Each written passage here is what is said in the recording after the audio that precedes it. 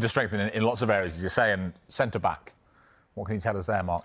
Yeah, this is an interesting one because Arsenal fans are crying out for strikers, they're crying out for those attacking players, and they feel defensively very solid, and they certainly are. There is interest in Christian Mosquera, the 21-year-old centre-back from Valencia. There are some reports out there suggesting that an offer has been rejected. Our information is not quite the same as that, but there is definite interest there. So he's a player to keep an eye on. Highly promising, highly regarded, someone with La Liga experience, and it would almost go into the mould of what Arsenal have done, particularly with their defensive options. They bring in young players, maybe send them out on loan like Saliba, let them get that experience, and then before you know it, they're a rock at the back for Mikel Arteta. So this feels like a very similar one, although Arsenal fans will be saying it's not the position that we need to strengthen right now. Yeah. We want a number 9. Yeah, Arsenal fans crying out for a striker, so let's focus on the 2 central midfielders now that they're set to bring in, Zubimendi and Norgard. How close are they to completing their moves? Zubimendi, that could be completed over the course of the next few days. Arsenal meeting that £51 million release clause agreement in principle on what is a long-term contract. So that could come any day. We expect him to be part of their pre-season squad. They head to Singapore and Hong Kong. As for Norgard, fee agreed earlier on this week, £10 million up front, plus add-ons. It could rise to around £15 million. There's still some work to do, but you would expect there really is a willingness from all parties, Norgard and Arsenal in particular, to get this deal done. It looks like Thomas Partey is going to depart the football club. There were conversations that were ongoing for a year or so over the course of the last few weeks. They haven't been able to come to an agreement. So Jorginho, Partey out, Norgard, Zubimendi in. I'll let Arsenal fans decide whether that's a good deal or not. OK, so we've had a wide player, we've had a centre-back, 2 midfielders. Let's get to goalkeeper. Keep them waiting on the striker. Yeah, Kepa. It's only a matter of time before this one gets confirmed and completed as well. We know that Arsenal are prepared to pay Kepa's Chelsea release clause, which is £5 million. He was on loan at Bournemouth last season, had a really strong loan campaign. Bournemouth fans were desperate for them to try and sign him permanently. Never going to happen, though, because of the wages he was on at Chelsea. So, therefore, he was always going to want to stay in the upper echelons of the financial pyramid. He obviously gets the opportunity to be a part of a squad that will challenge for Premier League and maybe even Champions League honours as well. So, it fits for him, being based in London. Again, this week we're expecting confirmation. That is all virtually done. Just the final details of the contract before we get official confirmation from Arsenal that they have a new goalkeeper. Their number 2 last season was Neto, who returns to Bournemouth back from his loan spell. Looking to strengthen up front in the attacking areas. Talk to me about Abere Eze. Is he an option for them? He's one of the players they're looking at right now. They're looking at wide forwards. The likes of Rodrigo is a player whose name won't go away at Real Madrid. But Arsenal are amongst a number of clubs playing Champions League football next season that have explored the conditions of a potential deal to sign him. He's got a £60 million release clause. If all the bonuses were met, it would rise to around £68 million. When you look at what he's done in the Crystal Palace shirt over the course of the last 2 or 3 seasons, that feels like really good value for money. I think he's earned an opportunity to play for a bigger club. It's been an incredible journey he's been on, released by the Millwall Academy, came through at QPR, got the opportunity at Crystal Palace under Roy Hodgson, but it's been over the course of the last 18 months in particular under Oliver Glasner that I think he's been so impressive. The partnership he's got with Jean-Philippe Mateta as well, Michael Elise last season, they gelled together really well. Tottenham are another club that have interest in Eze.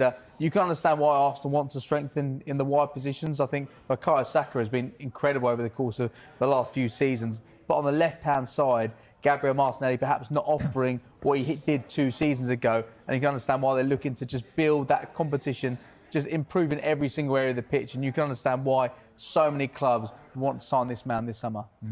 Okay.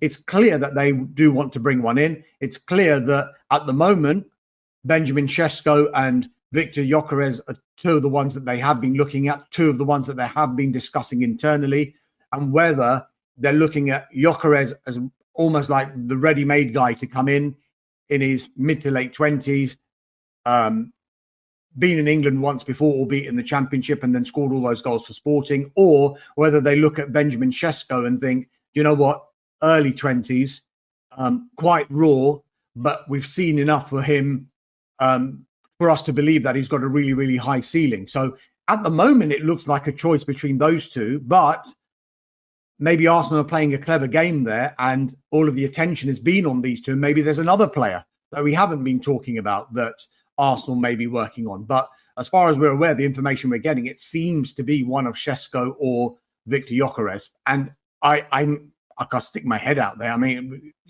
I think they will sign a striker in this transfer window. They clearly they have been looking. It's not a case of why haven't they signed a striker in the last few windows. They probably just haven't found the right deal. Arsenal are very, very careful when it comes in the transfer window, and they will pay what they believe to be the right market price for a player.